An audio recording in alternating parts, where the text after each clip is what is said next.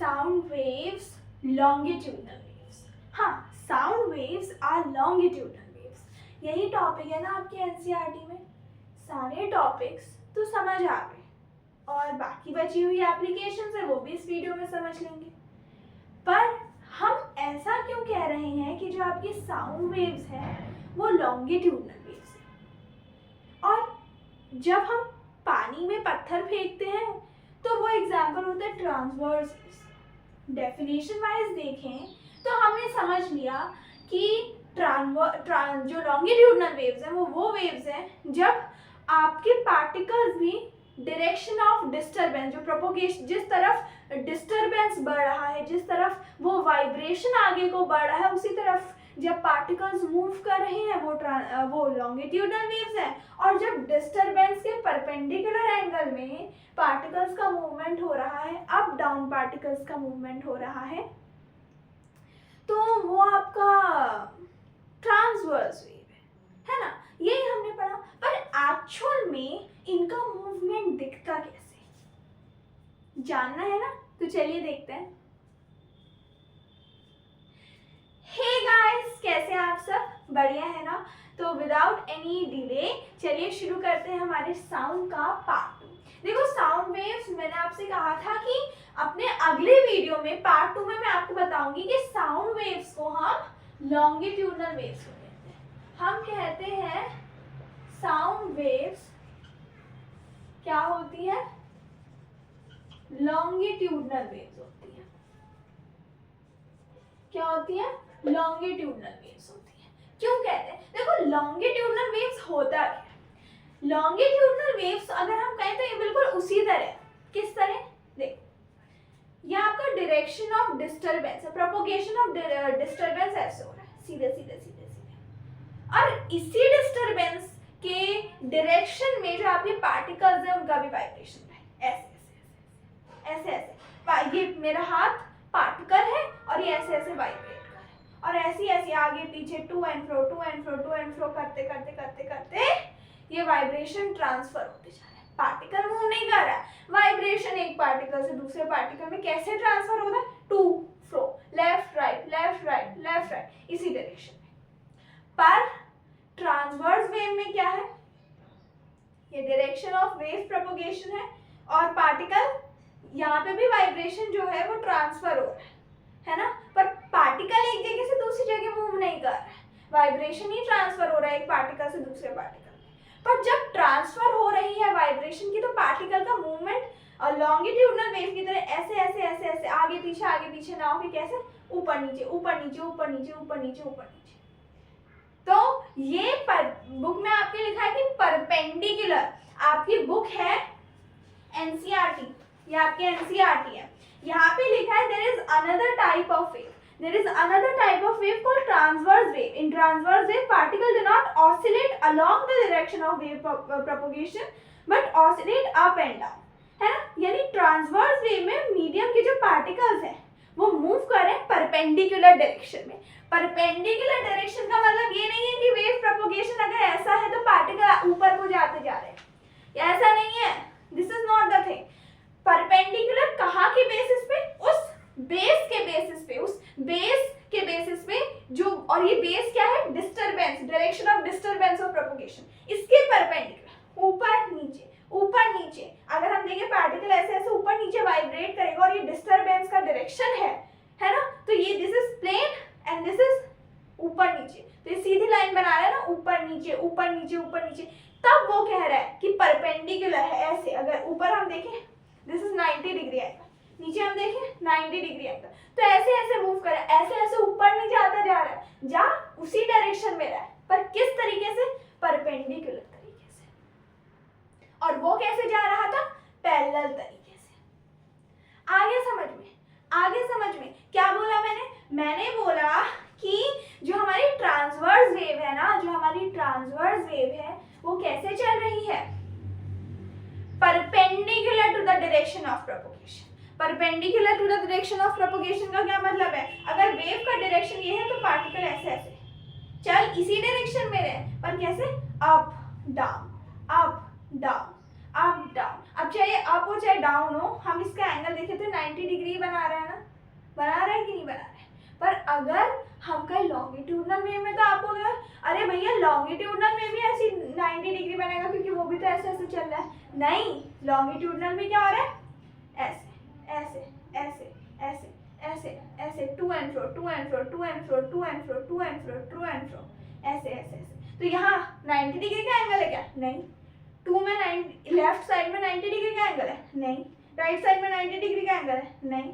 To fro to fro to fro, और ये up down up down up down. So this is longitudinal, ऐसे move कर रहा है particle, and this is transverse. आ गया समझ में, पक्का। अब इसमें कंफ्यूज मत होना कि परपेंडिकुलर मतलब ऊपर ही जाते जा रहा है, ऐसा नहीं है, चल ऐसे ही रहा है पर कैसे, ऊपर नीचे ऊपर नीचे ऊपर नीचे, और ये side side side side side, ठीक है ऐसे। तो हम कह रहे हैं उस बेसिस पे साउंड वेव्स होती है, लॉन्गिट्यूडनल वेव्स होती है। क्यों, क्योंकि साउंड वेव्स ऐसी चलती है, पार्टिकल ऐसे ही वाइब्रेट करते हैं ना, टू फ्रो, बस फिर वही चीज है। लॉन्गिट्यूडनल वेव्स क्या होती है, देखो longitudinal waves are the type of waves where particles move to and fro, यानी left right about their mean position and in the direction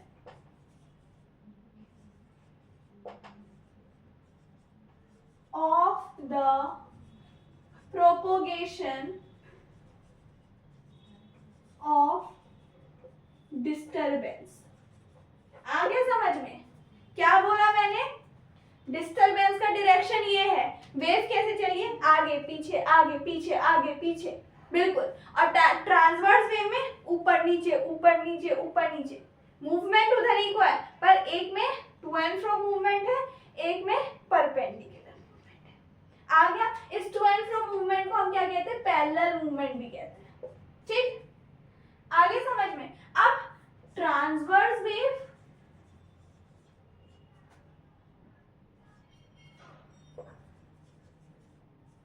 are the type of waves where particles move up and down about their mean positions and in the direction, यहाँ parallel था, in the direction parallel to the propagation of disturbance, in the direction perpendicular to the propagation of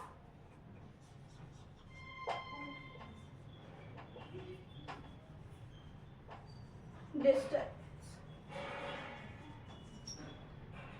ठीक है। आगे समझ में, in the direction perpendicular to the direction of wave propagation, ठीक है। तो in the direction perpendicular to the propagation of disturbance या in the direction perpendicular to the direction of disturbance, यानी जिस तरफ डिस्टरबेंस का डायरेक्शन है उसके परपेंडिकुलर, ठीक है। तो mean position and in the direction of the propagation of disturbance, ठीक है, in the direction of propagation of disturbance, जिस तरफ को प्रोपगेशन हो रहा है किसका, डिस्टरबेंस का, उसके पैरेलल जो मूव कर रही हो, लॉन्गिट्यूडनल ट्रांसवर्स। देखो आप पत्थर फेंकते हो ना पानी में, पानी ऊपर को आता है और वेव ऐसे चलती है, कैसे, क्या बोला मैंने, पानी है, ओशन है, ओशन में आपने पत्थर फेंका, पानी ऊपर को छटकता है ऊपर को, और वेव ऐसी जाती है, यानी एक छटकेगा और पानी ऐसे ऐसे मूव करेगा। वही तो है कि पार्टिकल ऊपर नीचे मूव कर रहा है ना, ऊपर नीचे मूव कर रहा है, पर वेव तो ऐसी जा रही है ना। और साउंड में क्या है, पार्टिकल ऐसी ऐसी ऐसी करते करते ट्रेवल कर रहे हैं। आ गया समझ में? ठीक है, इतना क्लियर है। अब अगला टॉपिक देखो, हमने अगले टॉपिक जो कैरेक्टरिस्टिक्स ऑफ साउंड है उसको पहले कवर कर लिया था। आ गया। अब हम अगला टॉपिक क्या कर रहे हैं? अगला टॉपिक है हमारा रिफ्लेक्शन ऑफ साउंड। तो चलिए उसको देखते हैं। ठीक है, तो देखो अगला टॉपिक है हमारा स्पीड ऑफ साउंड, फिर है रिफ्लेक्शन ऑफ साउंड। देखो हम कहते हैं ना लाइट की स्पीड होती है ना, कहते हैं ना लाइट की स्पीड होती है। लाइट की स्पीड वैक्यूम में जो होती है वो तेज होती है। क्यों? क्योंकि उसका पाथ ऑब्स्ट्रक्ट करने के लिए, उसका पाथ रोकने के लिए दूसरा कोई पार्टिकल है ना। और वहीं हम कहीं जब लाइट अर्थ के एटमॉस्फेयर में एंटर करती है तो उसकी स्पीड जो है वो थोड़ी धीमी हो जाती है ना। बिल्कुल उसी तरह जैसे अगर आप अगर आप कॉलोनी में खेल रहे हैं, बड़ा कॉमन एग्जांपल है, कॉलोनी में खेल रहे हैं, ठीक है, कॉलोनी में सबसे बड़े आप और आपसे छोटे छोटे बच्चे, तो जो आप कहोगे वो छोटे बच्चों को मानना पड़ेगा, यही होता है। अब गलती से ये हो गया कि कॉलोनी में कोई नए लोग रहने आ गए और उनमें जो इंसान था वो क्या था? वो आपसे बड़ा था। अब यार उनको मना भी नहीं कर सकते है ना, नहीं तो फिर लगता है कि हमारे एटिकेट्स अच्छे नहीं है, तो इसलिए हमको उनकी बात माननी पड़ती है, यही होता है ना। उसी तरह तो हमारी जो फंक्शनिंग स्पीड, हमारा जो दबदबा होता है कॉलोनी में वो कम हो जाता है। वही चीज़ चल रही है कि जब पार्टिकल्स का पाथ ऑब्स्ट्रक्ट करने के लिए कोई नहीं है तो तेजी से चल रहे हैं, और जब एटमॉस्फेयर में आगे बाकी पार्टिकल्स भी मिल गए तो उनका थोड़ा जो दबदबा है वो कम हो जाता है। तो वही चीज़ है कि स्पीड ऑफ साउंड अलग अलग मीडियम में अलग अलग होती है। एक बहुत कॉमन स्पीड लेते हैं हम साउंड की, वो होती है 22 डिग्री सेल्सियस में 344 मीटर पर सेकेंड। ठीक है, 22 डिग्री सेल्सियस में क्या 344 मीटर पर सेकेंड, ये आपकी क्या होती है? साउंड की स्पीड होती है। आगे समझ गेटिंग इट? अब ये तो बात हो गई कि हमारे अलग अलग मतलब साउंड की जो स्पीड होती है वो अलग अलग होती है, अलग अलग मीडियम से, है ना। हमने देखा जैसे आपकी बुक है ना, आपकी बुक है, इसमें आपको दे रखा है यहाँ टेबल, सारे साउंड की जो स्पीड होती है उसको देख लीजिए, है ना। तो इसको याद करने की ज़रूरत नहीं है, हम खाली ये याद रखते हैं कि भैया जो साउंड की स्पीड होती है वो नॉर्मल रूम टेम्परेचर में वेरी करती है, किससे किसके बीच तक वेरी करती है? आपकी 344 से लेके 346। तो हम जनरली साउंड की जो स्पीड होती है वो 344 से 346 के मीटर पर सेकेंड के बीच में ही लेते हैं। आगे इतना समझ में। अब अगली चीज स्पीड ऑफ साउंड हो गया कि इस टॉपिक में कुछ नहीं है, बस ये कह रहा है कि साउंड की स्पीड अलग अलग मीडियम में अलग अलग होती है। और इम्पॉर्टेंट टू दिस, हाँ आई गेट, देखो इम्पॉर्टेंट टू दिस एक चीज है, क्या? टेम्परेचर बढ़ेगा, स्पीड बढ़ेगी। ठीक, टेम्परेचर बढ़ेगा, स्पीड बढ़ेगी। सॉलिड में ज्यादा होगा साउंड की स्पीड, लिक्विड में कम होगी, और गैसेस में सबसे कम। यानी स्पीड ऑफ साउंड की अगर हम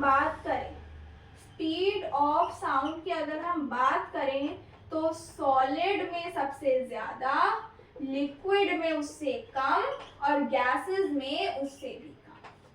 पहला रूल, दूसरा रूल कि टेम्परेचर बढ़ेगा तो स्पीड बढ़ेगी, कंडीशन प्रोवाइडेड कि जो टेम्परेचर बढ़ रहा है वो जो आपकी मैटर की जो एक्चुअल स्टेट है, यानी सॉलिड स्टेट में रहते हुए ही टेम्परेचर बढ़ रहा है, या लिक्विड स्टेट में रहते हुए ही टेम्परेचर बढ़ रहा है, या गैसियस स्टेट में रहते हुए ही टेम्परेचर बढ़ रहा है।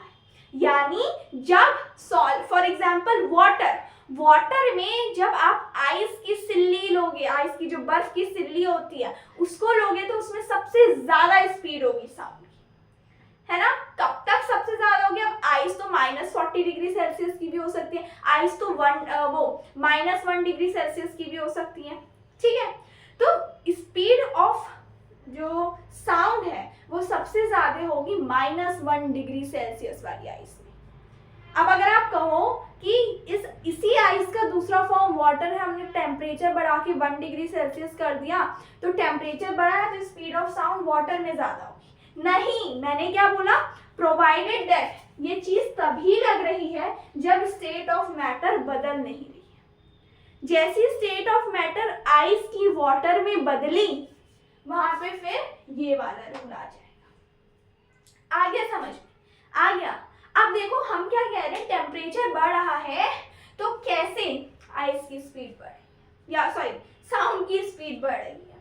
देखो हमने मैटर इन आवर सराउंडिंग्स का वन शॉट किया ना। अगर पार्टिकल्स और मैटर की प्रॉपर्टीज नहीं पता है ना, तो एक बार फटाफट जाके उसको देखिए, ठीक है। और अभी के लिए शॉर्ट में मैं आपको इतना बता दूं कि जब पार्टिकल्स के पास ज्यादा एनर्जी होती है तो वो तेज तेज तेज तेज तेज तेज वाइब्रेट करते हैं, क्योंकि उनकी काइनेटिक एनर्जी बढ़ जाती है। जितना तेज वाइब्रेशन होगा, देखो जितना हम कहते हैं ना, जैसे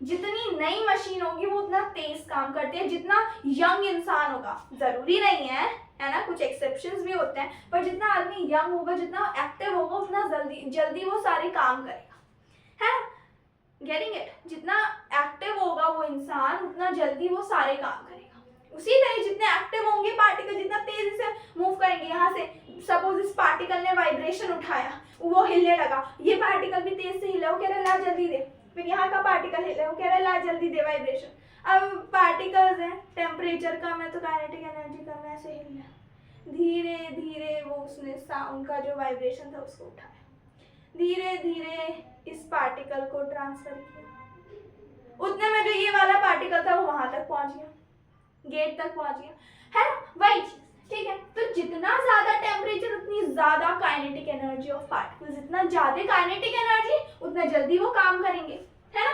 प्रोवाइडेड दैट स्टेट नहीं बदलनी चाहिए। अब अगर सॉलिड से वो टेम्परेचर बढ़ के लिक्विड में आ गया, तो फिर यहाँ पे ये वाला रूल होगा कि भैया सॉलिड में सबसे ज्यादा, लिक्विड में उससे कम, गैसेस में उससे कम। क्यों? सॉलिड के पार्टिकल्स क्लोजली बाउंडेड, तो जितना पास पास होंगे उतना जल्दी ट्रांसफर कर पाएंगे। कंटिन्यूअसली मूविंग भी करेंगे, दूर होंगे तो उनको ऐसे ऐसे मूव करना पड़ेगा और तब जाके दूसरे को पकड़ें। चिपके हुए हैं तो एक से इधर, जैसे बुखार में कहते हैं ना, किसी को फीवर होता है तो उससे कहते हैं इसके पास मत जाओ, फीवर सर जाएगा, दूर रहो, वही चीज। इनको सराहना है साउंड का वाइब्रेशन, तो ये पास रहे। सॉलिड में पास होगा तो इसलिए स्पीड ऑफ साउंड सबसे ज्यादा, लिक्विड में दूर होंगे तो स्पीड ऑफ साउंड उससे कम, है ना, गैसेस में और दूर होंगे तो स्पीड ऑफ साउंड और कम। इसलिए जब टेम्परेचर बढ़ने के बावजूद भी, यहाँ जब स्टेट बदलने के बावजूद भी टेम्परेचर बढ़ रहा है, इसलिए क्योंकि पार्टिकल्स दूर हो जा रहे हैं, तब ये वाला फिनोमेना काम नहीं कर रहा, क्योंकि पार्टिकल्स स्टेट बदलने के बाद दूर हो गए, पास नहीं थे, भले ही टेम्परेचर बढ़ रहा है ना, पर वो पार्टिकल जो है वो दूर हो गए, है ना। इसलिए यहाँ पे स्टेट बदलने के बाद ये वाला फॉर्मूला, ये वाला जो रूल है वो काम नहीं कर रहा। Getting it? ये क्लियर हो गया, कंडीशंस क्लियर हो गए। अब चलो अगले टॉपिक पे चलते हैं, ठीक है। तो चलो देखो, अगला टॉपिक है हमारा रिफ्लेक्शन ऑफ साउंड। क्या है? रिफ्लेक्शन ऑफ साउंड है। तो रिफ्लेक्शन ऑफ साउंड क्या कहता है? हमने पिछली क्लास में 8th में क्या पढ़ा था, रिफ्लेक्शन ऑफ लाइट के रूल्स पढ़े थे, लॉज ऑफ रिफ्लेक्शन पढ़े थे, याद तो होंगे नहीं, तो चलिए रिवाइज करते हैं, है ना। तो देखिए क्या है लॉज ऑफ रिफ्लेक्शन, क्या कहता है, अगर ये एक प्लेन सरफेस है जिसपे साउंड आ रही है, सॉलिड वुडन ब्लॉक है, ये साउंड रे है, अगर ये साउंड रे है, ये जिस पॉइंट पे इस वुडन ब्लॉक को स्ट्राइक कर रही है उसको क्या कहेंगे? Point of incidence. क्या कहेंगे? Point of incidence. और जो रे स्ट्राइक कर रही है उसको हम कहेंगे इंसिडेंट रे। क्या कहेंगे? इंसिडेंट रे कहेंगे। और हमने बोला कि इस पॉइंट पे स्ट्राइक करके ये रे वापस चलेगी, तो जो वापस गई उसको हमने बोला रिफ्लेक्टेड रे। अब हमने क्या बनाया, इन रे का एक रेफरेंस, इन दोनों रे का, इन दोनों लाइनों का एक रेफरेंस एंगल जानने का कि भैया जिस पॉइंट से रिफ्लेक्ट हुई थी उस पॉइंट की एग्जिस्टेंस से दूसरी डायरेक्शन तक, चाहे फिर वो इस साइड हो, रिफ्लेक्टेड रे की साइड हो, चाहे इंसिडेंट रे की साइड हो, एंगल क्या बना। तो इस पॉइंट को हमें क्या करना पड़ेगा, इमेजिनेशन क्रिएट करनी पड़ेगी कि भैया ये पॉइंट का एग्जिस्टेंस कहाँ है, इस लाइन के पैरेलल है ना। तो ये एंगल, एंगल ऑफ इंसिडेंस, ये एंगल, एंगल ऑफ रिफ्लेक्शन। अब हमने बोला कि भैया एंगल ऑफ इंसिडेंस और एंगल ऑफ रिफ्लेक्शन को जब एक्सपेरिमेंटली चेक किया गया तो हमने देखा कि भैया angle of incidence is equal to angle of reflection. जिस एंगल से रे आई उस एंगल से रे गई। टीचर का मूड खराब होता है, ठीक है, टीचर का मूड खराब होता है, हम लोग कॉपी चेक कराने जाते हैं, जरा सा हमसे पहले वाले बच्चे पे गुस्सा करते हुए दिख गई टीचर, जिस स्पीड से गए थे ना उसी स्पीड से वापस आ जाते हैं। बस वही चीज है, जिस एंगल से आए उसी एंगल से गए, इधर ऐसे आई तो ऐसे ही चले गए, ठीक है। तो पहला लॉ ऑफ रिफ्लेक्शन ये होता है कि angle of incidence is equal to angle of reflection, and दूसरा law of reflection, incident ray normal, normal कहाँ होती है, at the point of incidence. तो ये समझ आ गया ना कि हमने यहाँ से परपेंडिकुलर क्यों बनाई, क्योंकि हमें नापना था कि ये पॉइंट जहां जहां यहाँ है, इस पॉइंट के डायरेक्शन से, यानी इस आधे डायरेक्शन से एंगल क्या आया, किसके साथ, रिफ्लेक्टेड रे के साथ या इंसिडेंट रे के साथ। तो हमने ये नॉर्मल बना दी। तो इंसिडेंट रे नॉर्मल कहाँ पे, eight the point of incident, इस नॉर्मल को हम प्रिंसिपल रे भी बोलते हैं, और ये reflected ray, they all line in the same way. यानी अगर आप वुडन ब्लॉक पे, फॉर सपोज अगर ये वुडन ब्लॉक है, कैसे करें देखें, हाँ देखें, ये वुडन ब्लॉक है, इस वुडन ब्लॉक पे ऐसे ही इंसिडेंट रे आए, ये पॉइंट ऑफ इंसिडेंस था और ऐसे चले गए, ठीक, ऐसे आई ऐसे चले गए, and this red one is normal, बिल्कुल ये चीज है ना। तो पहला लॉ ऑफ रिफ्लेक्शन कह रहा है कि ये एंगल और ये angle, this angle and this angle equal होगा, रिफ्लेक्टेड रे और इंसिडेंट रे का एंगल एक जैसा होगा, इक्वल मेजर का होगा। दूसरा लॉ कह रहा है कि अगर ये प्लेन, ये फिजिक्स की बुक अगर वुडन प्लेन है और इस पे इंसिडेंट रे आ रही है जिस एंगल से, उसी एंगल से रिफ्लेक्ट होके जाएगी, प्रोवाइडेड दैट कि ये तीनों रे, चाहे नॉर्मल हो, चाहे इंसिडेंट हो, चाहे रिफ्लेक्टेड रे हो, सेम प्लेन पे लाई करेंगे। यानी ऐसा नहीं हो रहा है कि अगर आपकी इंसिडेंट रे वुडन ब्लॉक पे आई है तो वो रिफ्लेक्ट जो है वो इधर पे हो रही है, आई इधर पे पर रिफ्लेक्ट इधर पे हो रही है, इधर पे आई है तो इधर ही पॉइंट से रिफ्लेक्ट होगी। आ गया समझ में? इसका मतलब है जिस एरिया से, जिस पॉइंट पे इंसिडेंट रे है उसी पॉइंट पे रिफ्लेक्टेड रे भी लाई करेगी, उसी प्लेन पे रिफ्लेक्टेड रे भी लाई करेगी। ऐसा नहीं है कि इसका एंगल, ये अगर यहाँ पे आ रही है, ये अगर वुडन बॉक्स में है तो ये एयर में रिफ्लेक्ट करेगी, दिस इज नॉट पॉसिबल। अगर ये इस वुडन ब्लॉक के, इस प्लेन के कोने पे भी आ रही है, फिर भी लाई ये एयर में कर रही है, पर जो पॉइंट है वो तो या तो वुडन ब्लॉक ही में रहेगा या तो एयर ही में रहेगा ना, दैट्स है ना। आ गया? तो this we explain that how ये चीज पॉसिबल है कि इंसिडेंट रे, नॉर्मल और रिफ्लेक्टेड रे सेम प्लेन में लाई करें। अगर वो वुडन ब्लॉक और एयर के बीच के एज पे भी रिफ्लेक्ट कर रही है तो या तो पॉइंट वो वुडन ब्लॉक पे ही लाई कर रहा है या तो एयर में ही लाई कर रहा है ना, और उसी पॉइंट से वो रिफ्लेक्ट कर रहा है। आगे इतना समझ में पक्का? तो चलिए आगे बढ़ते हैं। अब है देखो, रिफ्लेक्शन ऑफ साउंड के ना दो एप्लीकेशन देखने को मिलते हैं, एक रिवर्बरेशन, एक इको। घर में कभी नया कमरा बने ना तो दरवाज़ा बंद करना और चिल्लाने लग जाना, हेलो। पूरा शब्द सुनाई नहीं देगा, ऐसा नहीं होगा कि हेलो हेलो हेलो, ऐसा नहीं सुनाई देगा। क्या सुनाई देगा? हेलो हेलो लो लो। तो लास्ट की चीजें क्या करेंगे? आपस में टकराएंगे, यानी लास्ट के जो शब्द हैं, लास्ट के जो अंश हैं शब्द के, वो आपको दोबारा सुनाई देंगे। क्यों हुआ ऐसा? बताइए क्यों हुआ ऐसा? ऐसा इसलिए हुआ क्योंकि देखो, रूम है ना, रूम है आपका, रूम है, उसमें वो ऊपर से भी बंद है, रूम कोने से भी बंद है, रूम इधर से भी बंद है, रूम नीचे से भी बंद है, रूम ऐसे भी बंद है, ऐसे भी बंद है। तो अगर हम बोल रहे हैं खाली रूम है तो आवाज पहले ऐसे गई, सपोज ये रूम है, आवाज पहले ऐसे गई, फिर ऐसे गई, फिर ऐसे गई, ऐसे गई, ऐसे गई, ऐसे गई, टकराने में, टक टक टक टक टक, टकराने में। ठीक, आगे समझ में, टकराने में है ना। अब टकरा रही है तो क्या हो रहा है? जल्दी आ जा रही है हमारे कान में आवाज। तो जब तक एक रिफ्लेक्शन खत्म हुआ नहीं था, हमें दूसरा रिफ्लेक्शन सुनाई देने लग गया। क्योंकि क्या हुआ कि जब देखो, हमने बोला हमारे माइंड में जो साउंड है वो 0.1 सेकेंड तक परसिस्ट करती है ना, 0.1 सेकेंड तक परसिस्ट करती है। यानी अगर हमको इको सुनना है, इको यानी प्योर रिफ्लेक्शन सुनना है, जैसे हेलो हेलो पूरा शब्द सुनना है, तो यानी जो साउंड है या तो वो एग्जैक्ट 0.1 सेकेंड खत्म होते ही आए, या तो 0.1 सेकेंड के थोड़ी देर बाद है।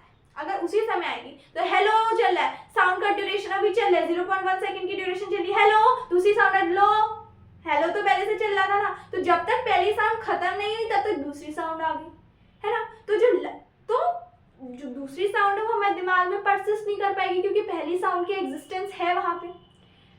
जब तक वो पहली साउंड खत्म हुई, क्योंकि वो रिफ्लेक्टेड साउंड पहले ही आ गई थी, तो उसकी जो वाइब्रेशन थी उसका लास्ट ही पार्ट है, इसलिए हमको रिपीटेड चीजें सुनने लगी। तो जो परसिस्टेंस ऑफ साउंड होती है ड्यू टू रिपीटेड रिफ्लेक्शंस की वजह से, उसको हम कहते हैं क्या? रिवर्बरेशन। अब हम बात करें इको की, तो when reflected sound wave reach our brain after or exact at 0.1 second we hear it. यानी जैसे ही पहली साउंड खत्म हुई, 0.1 सेकेंड, हेलो ओवर हो गया, अब उसके बाद आई तो हेलो इको सुनाई दी, है ना। आगे इतना समझ में पक्का? डाउट तो नहीं है कोई? ठीक है। अब हमने बोला ये बिल्कुल उसी तरह जैसे आपने पिछले साल पढ़ा था ना कि हमारे अगर एनिमेशंस में क्या होता है, एनिमेशंस कोई वीडियो थोड़ी होती है, वो अलग अलग इमेजेस होती हैं। जो चीज़ को एनिमेशंस क्या है कि जो चीज़ एग्जिस्ट नहीं करती है उसको हम बना रहे हैं, उसको हम एग्जिस्टेंस दे रहे हैं। तो जो चीज़ एग्जिस्ट नहीं कर रही है उसको आप चलता फिरता कैसे दिखा सकते हो? आप रिपीटेड उनके अलग अलग एंगल्स में इमेज फास्ट दौड़ा रहे हो, 1/16 ऑफ अ सेकेंड की स्पीड से दौड़ा रहे हो, ताकि हमारे ब्रेन में जैसी पहली इमेज खत्म हो वैसी दूसरी। तो हमें लगा कि भैया ये तो लगातार चल रही है। यही चीजें हैं। साउंड की स्पीड हम कहें 344 मीटर पर सेकेंड होती है, किसमें? 22 डिग्री सेल्सियस में। अगर वो 0.1 सेकेंड 0.1 सेकेंड ले रही है हमारे ब्रेन में परसिस्ट करने में, तो एक प्योर रिफ्लेक्शन के लिए हमको कितनी डिस्टेंस ट्रेवल करनी पड़ेगी?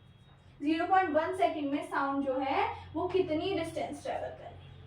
अरे वो कह रहे इतनी स्पीड से साउंड चल रही है, अब ब्रेन में ये जो साउंड है वो 0.1 सेकेंड के बाद पहुंचनी है, तो 0.1 सेकेंड तक इतनी स्पीड से साउंड कितना ट्रेवल कर लेगी? देखो, speed equals to distance upon time, distance speed into time. 344 को 0.1 से मल्टीप्लाई करोगे क्या आएगा? 34.4 मीटर। यानी आपको 0.1 सेकेंड के बाद 34.4 मीटर ट्रेवल करके साउंड आएगी। पर ये तो रिफ्लेक्शन है ना, तो अगर 34.4 मीटर जाएगी फिर आएगी तो वो तो डबल हो गया, उसको तो 34.4 मीटर की टोटल डिस्टेंस ट्रेवल करनी है। तो यानी जाने तक की, जहां तक वो रिफ्लेक्ट हो रही है वहां तक की 17.2 और वहां से वापस आने की 17.2। ठीक है, आ गया? आ गया। तो अब आप कहो मैम अगर हम क्या कहते हैं 17.2 मीटर लंबा कमरा बना दें तब भी हमें इको सुनाई नहीं देगा? नहीं देगा। चाहे आप कह रहे हो, आपकी बात बिल्कुल सही है, दिमाग आपने सही लगाया, पर आधा अधूरा लगाया। अगर आप 17.2 मीटर लंबा कमरा भी बनाते हो और एक पॉइंट से साउंड रिफ्लेक्ट होके आ रही है, वो ट्रेवल कर रही है 34.4 मीटर, तब भी आपको रिवर्बरेशन सुनाई देगा। क्यों? पूछे क्यों? अरे भैया, मैंने कहा था ना कि कमरा ऊपर से भी बंद है, नीचे से भी बंद है, यहाँ से भी बंद है, यहाँ से भी बंद है, हर तरफ से बंद है। तो आप चाह रहे हो कि 17.2 मीटर वो ट्रैवल करके कहाँ है? यहाँ से यहाँ। वो तो टेढ़ी भी जा सकती है, वो तो ऐसे भी रिफ्लेक्ट कर सकती है, वो तो ऐसे भी रिफ्लेक्ट कर सकती है, ऐसे भी रिफ्लेक्ट कर सकती है। तो ऐसा पॉसिबल है कि किसी पॉइंट से, सर्कल थोड़े ही है, ये तो क्यूबॉइडल रूम है ना, कि किसी एक पॉइंट से हर तरफ की डिस्टेंस 17.2 मीटर होगी, किसी भी तरफ जाए तो क्यूबॉइडल रूम है या क्यूबिकल रूम है, किसी तरफ से 17। पाइथागोरस थ्योरम नहीं पढ़ी क्या? अगर ये रूम है तो यहाँ की डिस्टेंस आपकी ज्यादा है, यहाँ की कम है, यहाँ की कम है ना? अगर साउंड यहाँ प्रोड्यूस हुई, यहाँ तक की होगी डिस्टेंस 17.2 मीटर, वो यहाँ से रिफ्लेक्ट हो गई, तो आपको इको सुनाई ही नहीं दे सकता। पहाड़ों में क्यों सुनाई देता? क्योंकि पूरा खाली आसमान होता है, एक तरफ पहाड़ फिर जगह ही जगह, दूसरी तरफ पहाड़ फिर जगह जगह, इधर से रिफ्लेक्ट होके आई, इधर गई, इधर से रिफ्लेक्ट होके आई, उस दूर वाले पहाड़ में गई। ठीक है, आगे समझ में? तो रिवर्बरेशन और इको क्लियर है ना? पक्का? तो चलिए आगे देखते हैं कि एप्लीकेशंस क्या होती हैं। ठीक है, एप्लीकेशंस क्या होती है रिफ्लेक्शन ऑफ साउंड की।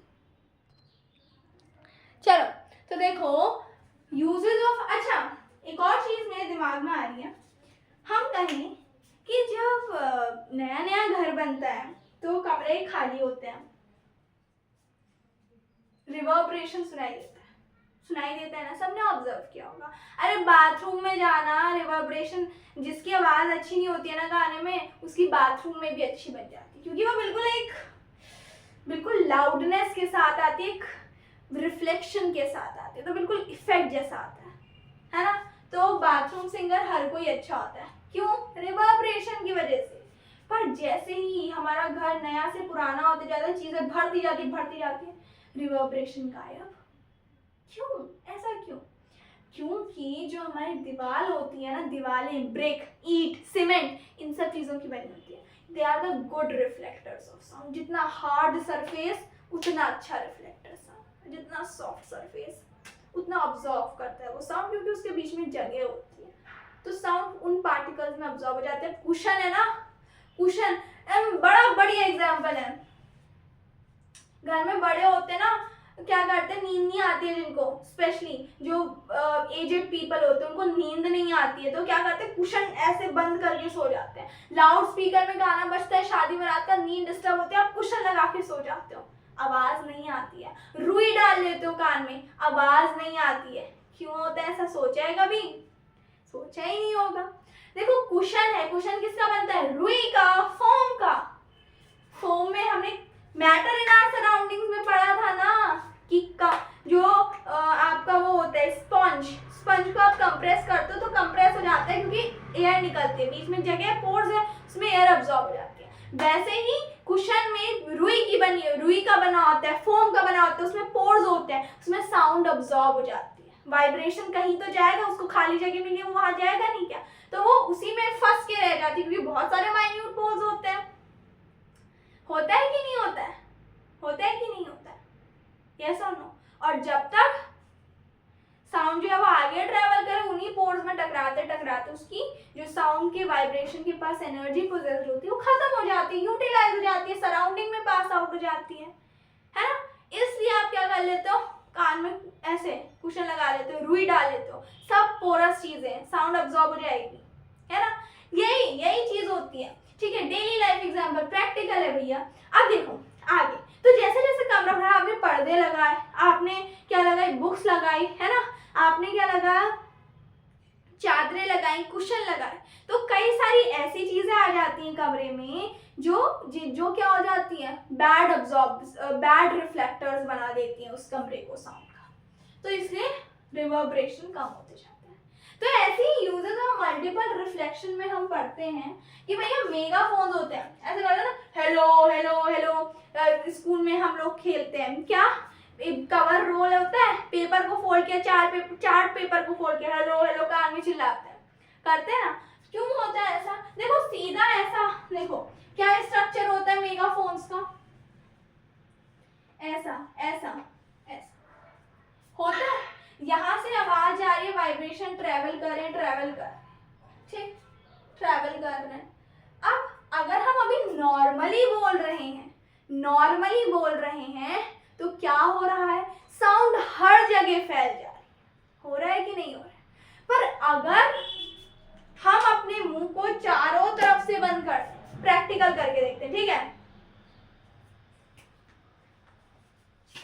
दिस इज पेज, ये पन्ना है, मैं बोल रही हूँ हेलो, मैंने फोल्ड कर दिया, ठीक, फोल्ड कर दिया और थोड़ा थोड़ा मेगाफोन जैसे स्ट्रक्चर दे दिया, हेलो, आई आवाज, फिर से देखें, हेलो,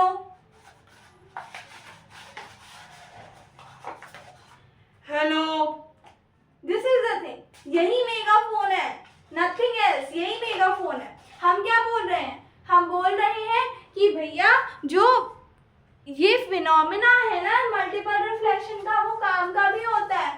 अब मैं ऐसे नॉर्मली बोल रही हूँ तो आवाज हर जगह डिस्ट्रीब्यूट हो जा रही है, मैं इतने छोटे से एरिया में बोल रही हूँ तो इसी के अंदर अंदर अंदर अंदर साउंड रिफ्लेक्ट हो रही है और फोकस्ड होके बाहर आ रही है, फैल नहीं रही है, वेस्ट नहीं हो रही है वाइब्रेशन, फोकस्ड होके बाहर आ रही है ऐसे। तो अब किसी को डराना हो ना तो ऐसे पेपर का बनाया मेगाफोन और उसके कान में कर दिया, बिल्कुल ऐसे, हेलो हेलो, फोकस होके वो बाहर आ रही है, देखिए साउंड फोकस होके बाहर आ रही है, बिल्कुल। देखिए मैं बोल रही हूँ तो जो साउंड है वो फैलने की बजाय क्या हो रही है, बिल्कुल इतने ही एरिया से बाहर आ रही है, कंसंट्रेट होके। तो इसलिए नॉर्मल हमें सुनाई देता है हाय आप कैसे हैं, और इसमें हमें सुनाई देता है हाय आप कैसे हैं, समझे? तो दिस इज मेगाफोन, आ गया समझ में? अब देखो तो मल्टीपल रिफ्लेक्शन ऑफ साउंड क्या है, अगर इसका एक डेफिनेट शेप में हमने इसको बंद कर दिया तो क्या हो रहा है, हो ये रहा है कि साउंड फैल नहीं रही है, साउंड फैल नहीं रही है, बल्कि क्या हो रहा है, इतने ही एरिया में ट्रेवल करी, नहीं तो सराउंडिंग में लूज हो जाती, खो जाती, पर इतने ही एरिया में रिफ्लेक्शन होके बाहर आ रहा है, ऐसे ऐसे ऐसे।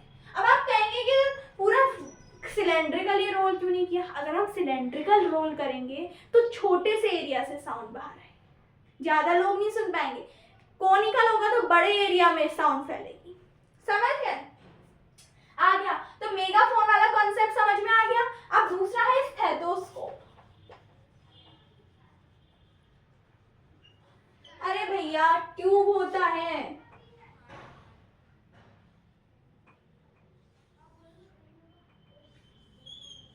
ये इसका ये जो होता है ना मेटल का बना होता है, मेटल में क्या होता है, वाइब्रेशन ज्यादा तेज सुनाई देती है, ज्यादा जल्दी स्पीड ऑफ साउंड ट्रेवल करते हैं, बताया था ना, पार्टिकल्स तेज तेज तेज तेज पास करते हैं, वही। तो इसका जो वाइब्रेशन होता है वो इतने ही ट्यूब से ट्रेवल करते करते ऐसे रिफ्लेक्ट होते होते होते होते होते होते यहाँ फैल के यहाँ फैल के यहाँ फैल के हमारे कान पर पॉइंट आउट होता है, फैलता नहीं, एनवायरनमेंट में लूज नहीं हो रही है हार्ट की बीट, ट्यूब से पतले से एरिया में ट्रेवल कर रही है।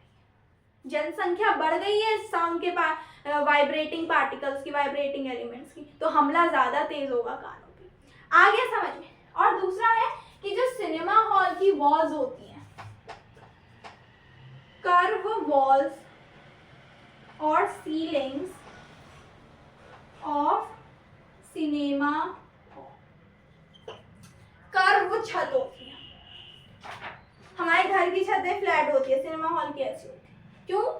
रिफ्लेक्शन अच्छे से हो, जो साउंड टीवी स्क्रीन से आ रही है बड़ी सी, वो रिफ्लेक्ट करते करते अच्छे से। अब इसका एक डिसएडवांटेज है, सिनेमा हॉल होता है खाली खाली सीट्स होती हैं, है ना? अगर आप सिनेमा हॉल में क्या हमेशा कुशन वाली आरामदायक सीट लगती है, ठीक है? तो क्या होता है, क्यों लगती है? क्योंकि सिनेमा हॉल होता है खाली, अगर ज्यादा रिफ्लेक्शन जाएगा तो सारे एक डायलॉग खत्म हुआ नहीं, दूसरा सुनाई देने लग जाएगा, है ना? ठीक है, आ गया समझ में? तो क्या होगा, डायलॉग अच्छे से हो नहीं पाएगा भैया, एक्टर का जो डेब्यूट है वो खराब हो जाएगा, डायलॉग डिलीवरी अच्छे से नहीं हो पाएगी ना, बार बार रिपीट रिपीट रिपीट होते जाएगा। आ गया समझ में? तो इसलिए वहां कुशंस लगाए जाते हैं सिनेमा हॉल में, जो फोम की बनी होती है शीट्स, ताकि साउंड अब्सॉर्ब हो सके और मल्टीपल रिफ्लेक्शन प्रिवेंट हो सके। इतना आ गया समझ में? अब दूसरा एक छोटा सा टॉपिक है, क्या? Range of hearing. Range of hearing topic है और उसके बाद एप्लीकेशंस ऑफ अल्ट्रासाउंड। तो चलिए उसको भी देखते हैं। ठीक है, तो हमने अभी पढ़ा यूजेस ऑफ रिफ्लेक्शन, ये टॉपिक हमारा हो गया। हमने पढ़ा भैया स्टेथोस्कोप में कैसे मदद करता है, मेगाफोन में कैसे मदद करता है, जो छतें होती हैं वो कर्व होती हैं सिनेमा हॉल और कॉन्फ्रेंस हॉल की, ताकि साउंड टकरा के, सीलिंग से टकरा के हर कॉर्नर में पहुंच सके और हर को अच्छे से सुनाई दे। नहीं तो इतने बड़े हॉल में कि माइक भी तो माइक की एफिशिएंसी बढ़ा रहा है ना, पर कभी कभी इसका डिसएडवांटेज भी हो जाता है भैया, ज़्यादा ही रिफ्लेक्शन हो गया, तो कुशन वगैरह बैलेंस करने के लिए लगाए जाते हैं, कुशन्ड सीट्स लगाई जाती है, ताकि ग्रेट अब्जॉर्प्शन हो जाए कुछ साउंड वेव्स का, जिसकी वजह से रिफ्लेक्शन, मल्टीपल रिफ्लेक्शन आते हैं। अब है रेंज ऑफ हियरिंग। देखो जो छोटे छोटे एनिमल्स होते हैं ना, बड़े बड़े एनिमल्स, ये सब अल्ट्रासोनिक, इंफ्रासोनिक वेव सुनने के कैपेबल होते हैं, पर ह्यूमन की जो रेंज ऑफ हियरिंग होती है वो होती है 20 हर्ट्ज से 20,000 या 20 किलोहर्ट्ज, यानी एक बार में, एक सेकंड में वो 20 वाइब्रेशन से लेके एक सेकंड में 20,000 वाइब्रेशन तक सुन सकता है। हम लोग ह्यूमंस जो होते हैं, है ना, हम लोग अगर फ्रीक्वेंसी 22-23 हज़ार हर्ट्ज की भी सुनेंगे, 22-23 हज़ार 20 to 23,000 हर्ट्ज की, तो वो भी हमें सुनने में कैपेबल होंगी, क्योंकि एट द यंग एज हमारे ईयर्स इतने कैपेबल होते हैं। पर आप कहोगे भैया बिल्कुल अल्ट्रासोनिक की 50,000 हर्ट्ज वाइब्रेशन, तो वो नहीं हम सुन पाएंगे। तो आपकी बुक है, इसमें आपका दे रखा है कि जो चिल्ड्रन होते हैं under the age of 5 years and some animals such as dogs can hear 25 kilohertz. As people grow older, their ear became less sensitive to higher frequencies.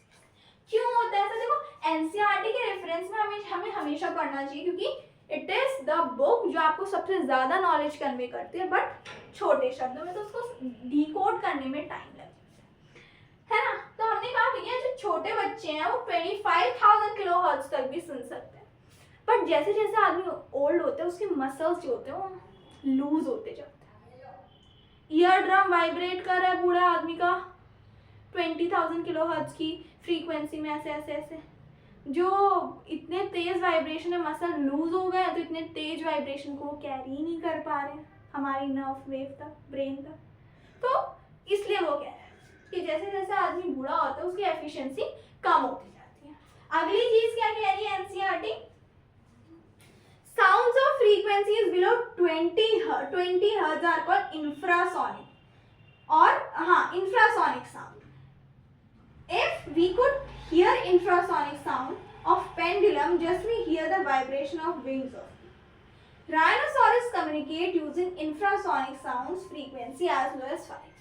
तो आप कह रहे हैं infrasonic, अगला फंडा है इंफ्रासोनिक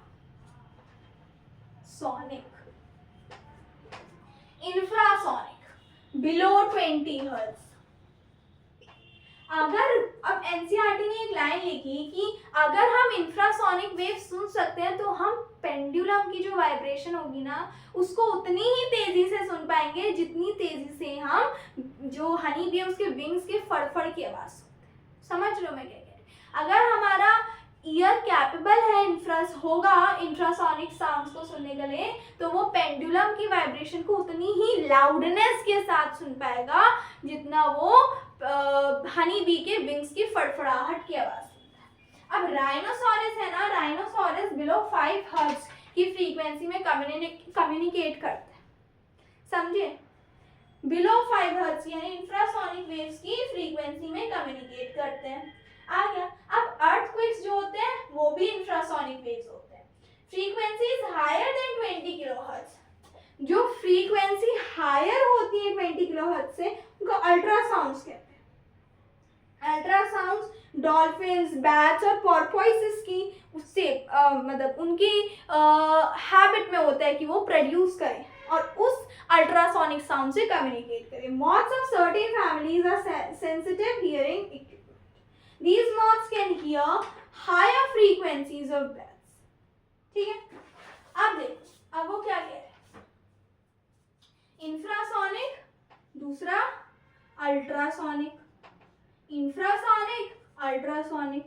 अबव 20 किलोहर्ट्ज या अबव 20,000 हर्ट्ज जो डॉल्फिन्स होती हैं, बैट्स होते हैं, वो इस फ्रीक्वेंसी में काम करते हैं. अर्थक्वेक इज इंफ्रासोनिक, तभी तो हमको सुनाई नहीं देता है, पर जो इनर जो जमीन के अंदर एनिमल्स रहते हैं उनको ये वेव सुनाई देने लग जाती है ना, तो बाहर आने लग जाते हैं. तो जो फिशेस, बर्ड्स की जो सुन सकते हैं इंफ्रासोनिक साउंड्स, उनकी जो इनरेगुलर हैबिट्स होती हैं अर्थक्वेक से, that indicate the presence of earthquake.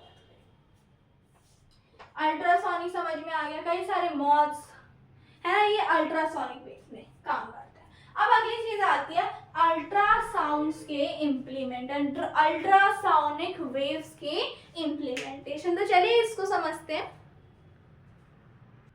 ठीक है, तो अब हमने बोला अगला टॉपिक क्या है हमारा.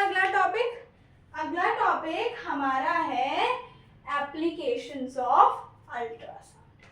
क्या है हमारा अगला टॉपिक? अगला टॉपिक है applications of ultrasound. Applications of ultrasound. ठीक, sorry, ultrasound I'm saying ultrasonic waves. देखो तेज फ्रीक्वेंसी से काम कर रही है ना, तो वैक्यूम क्लीनर होता है, उसमें यूज होती है. तेज तेज तेज तेज वैक्यूम जनरेट करने का, ऐसे ऐसे खींचेंगे अपने पास, है ना. जैसे ब्रश को आप तेज तेज तेज तेज तेज तेज घुमाते हो तो चीजें साफ होती है ना, जमीन साफ होती है. मॉपिंग टूल को आप तेज तेज तेज तेज करोगे तो डर्ट निकलती है ना. उसी तरह आप वेव्स को तेज तेज तेज तेज मूव करवाओगे, अल्ट्रासाउंड तेज तेज तेज तेज मूव करेंगी तो क्या होगा, डिफरेंट मैकेनिकल पार्ट्स को क्लीन करने में यूज होती है. क्रैक्स डिटेक्ट करती है मेटल ब्लॉक्स में, मतलब मशीन्स के थ्रू भेजी जाती हैं, है ना. डिफरेंट मशीन्स के अंदर गीगर काउंटर यूज किया जाता है, जैसे अलग अलग ऑर्गन्स में भेजा जाता है, उसमें कई सारे केमिकल्स भेजे जाते हैं उसके थ्रू, और वो फिर डिटेक्ट करते हैं क्या कि बॉडी में कोई डिफेक्ट है या किसी मशीन में कोई डिफेक्ट है. तो डिफरेंट मशीन्स के थ्रू मेटल ब्लॉक्स में भेजी जाती है क्रैक डिटेक्ट करने. इकोकार्डियोग्राफी है ना, या ईसीजी आप कहो, है ना, एक्सरे कहो, ये सारी अल्ट्रासाउंड अल्ट्रासोनिक वेव्स. अच्छा sorry, X ray is a different thing, I am so sorry, X ray is a different thing. हम कह रहे हैं कि अगर अल्ट्रासोनिक वेव्स हम कहें तो इकोकार्डियोग्राफी होती है ना, हार्ट की इमेज लेने के लिए, that is of higher frequency. Images of different organs दी जाती है. जब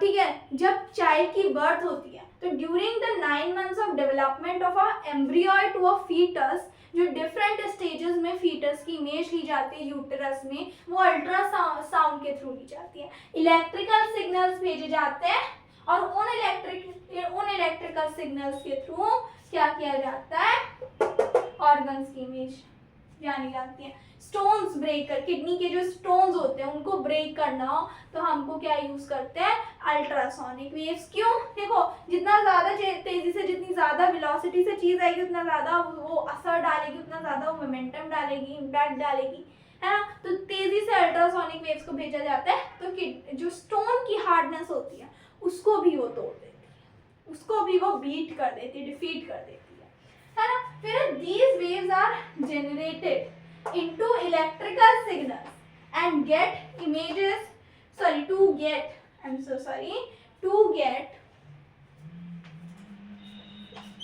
images of various organs. This technique is called ultrasonography. ये जो वेव्स होती हैं उनको यूज किया जाता है इमेज ऑफ वेरियस ऑर्गन्स को जनरेट करने के लिए. इन वेव्स को इलेक्ट्रिकल सिग्नल्स में कन्वर्ट किया जाता है और वो इलेक्ट्रिकल सिग्नल्स के थ्रू वेरियस ऑर्गन्स की इमेज जनरेट होती है और इस प्रोसीजर को हम क्या कहते हैं, अल्ट्रासोनोग्राफी। ठीक, तो यहाँ पे इसी के साथ हमारा जो साउंड चैप्टर है वो पूरी तरीके से, उसका जो थ्योरेटिकल पार्ट है वो पूरी तरीके से कंप्लीट हो चुका है। ठीक है, आई होप आपका जो सारे डाउट्स है, रिवर्बरेशन क्या था, इको क्या था, सब कुछ क्लियर हो गया होगा। एंड कुछ भी चीज ऐसी नहीं है जो हमें इस चैप्टर में नहीं आती। ठीक है, तो चलिए आज के लिए इतना ही। और हाँ, अगर वीडियो से आपको समझ आया, आपकी जो डाउट्स हैं वो क्लियर हुए, तो लाइक कीजिए, शेयर कीजिए इसको ज़्यादा से ज़्यादा, ताकि एजुकेशन जो है वो स्प्रेड हो, है ना। और लाइक कीजिए, शेयर कीजिए, सब्सक्राइब कीजिए चैनल को, नोटिफिकेशंस पाने के लिए जल्दी से जल्दी बेल आइकन को दबाइएगा। एंड हाँ, कमेंट करके ये बताइए कि क्या कोई ऐसी चीज़ है जो आपके दिमाग में प्रॉब्लम पैदा कर रही है, यानी क्या कोई आपको डाउट है, अगर है तो कमेंट सेक्शन में शेयर करिए, है ना। एक्सप्लेनेशन आपको कैसा लगा इस चीज़ के बारे में बताइए, डाउट्स को शेयर करिए कमेंट सेक्शन में और हम साथ में उसको सॉल्व करेंगे। ठीक है, और प्लीज़ बताइए कि आपको वीडियो जो है वो कैसी लगी। आज के लिए इतना ही। Thank you everyone, thank you so much. Bhole Krishna.